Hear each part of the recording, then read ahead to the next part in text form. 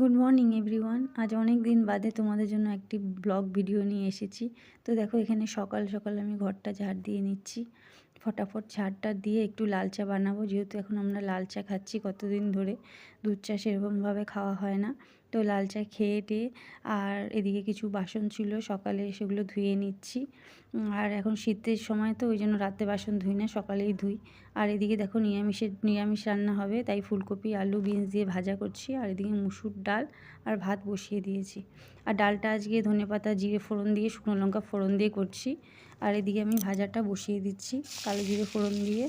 আজকে শর্টকাট রান্না হচ্ছে। আর হবে সয়াবিন। এদিকে দেখো ভাজা হয়ে গেছে, এদিকে সয়াবিন রেডি হচ্ছে। আর কিছু কাপড় ছিল, সেগুলো ধুয়ে টুয়ে আবার জানোই তো এখন শীতের সময় অনেক কাপড় হয়। তো ধুয়ে টুয়ে এখন ঘর মুছে নিচ্ছি, নিয়ে স্নান টান করে এখন পুজো দিচ্ছি। তো আজকের ব্লগটা এখানেই শেষ করছি। তোমাদের কেমন লাগলো অবশ্যই জানাবে।